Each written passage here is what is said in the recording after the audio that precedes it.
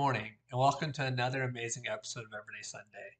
My name is Micah Coker, and I have the honor and privilege to serve on our dream team as the Holly Pond campus youth pastor. Today, we're going to talk about who is meeting your needs, who is your provider. And this amazing content is actually coming from a book my wife and I are reading together. It's called Marriage on the Rocks by Jimmy Evans. Highly recommend the book. It's got some amazing principles, and I'm so excited that I can share this one from y'all or with y'all today. So, did you know that each of us were created with four basic needs that we need to be met? The first need is acceptance. So, it's knowing that you are loved and needed by others. The second one is identity, knowing you are individually significant and special. The third one is security, knowing you are well protected and provided for. And the last one is purpose, knowing you have a reason for living. And as Christians, this means that knowing that God created us with a special plan in mind. And these four basic needs have been motivating your entire life. Every single decision you make stems back to these four basic needs.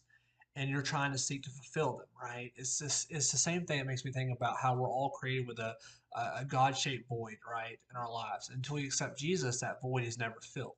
So same thing with these needs. Where everything we do and say is motivated, we're trying to fill these four needs. And ultimately, God is the one that's supposed to fulfill these four needs for us. But what happens, right?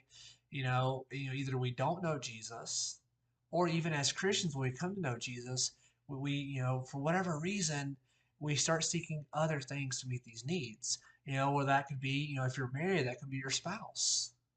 Maybe you're looking to your spouse to make you happy. You're looking to your spouse to accept you.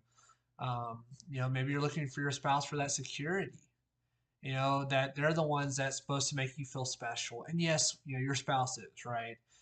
For Shelbia, my heart's desire is to make sure that she knows that she's the most beautiful woman in the world, that I am going to provide for her for the rest of her life. But it goes a little bit deeper than that, is that ultimately we should be seeking God for those needs on a foundational level. Maybe you're looking for your family to do that. Maybe you're looking for your friends. If you're a student, watching this video, maybe you're looking to your parents for that. Maybe you're looking to sports, video games, reading books, hobbies, woodworking, whatever it is that you enjoy to do. Maybe you're looking to those activities versus looking to God. Maybe you're looking to your pastor, your church, serving, which all those things are not bad, right? But at the end of the day, if we're looking to those specific things to meet our four basic needs versus God, then we're in the wrong, because at the end of the day, those four things are never going to be able to fully meet those needs. Only God can. So let's look at a couple scriptures. It says in John 6:35, this is Jesus speaking, I am the bread of life. He who comes to me will never go hungry. He who believes in me will never be thirsty. You talk about meeting some of our needs, right? Because if you think about it, foundational needs is we need to eat and we need to drink.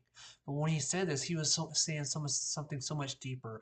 What he's saying is, hey, I'm the one who's created, I created you, and I'm the one who can fill those basic needs in your life. It says in John 7:37 through 38, this is Jesus speaking, anyone who is thirsty may come to me.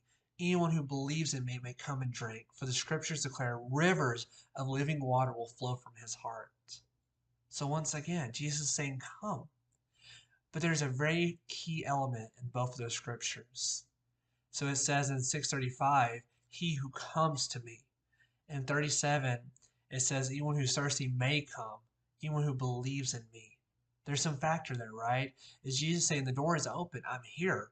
Because when Jesus died for our sin, the veil was torn, right? We have direct access to God now. How amazing is that? But just because we have access doesn't mean that we're going to walk towards him. It doesn't mean that we're going to come. It takes an element from us. We have to seek him with all of our heart. It also says in the Bible that those who seek me, God speaking, those who seek me will find me. But we have to seek him right first.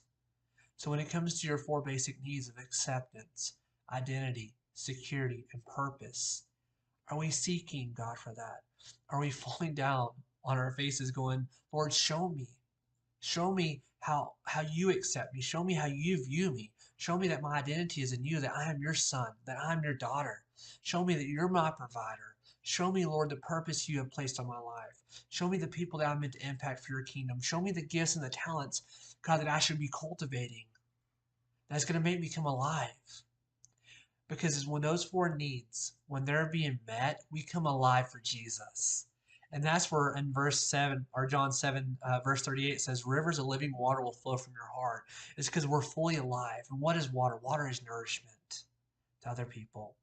So the best part is when our needs are being met, we're going to be able to meet other people's needs. And ultimately, God's supposed to meet their needs, right? So we point them to Him. So how cool is that? So my question for you today is, who is your provider? Who is meeting your basic needs? Y'all have an amazing Wednesday.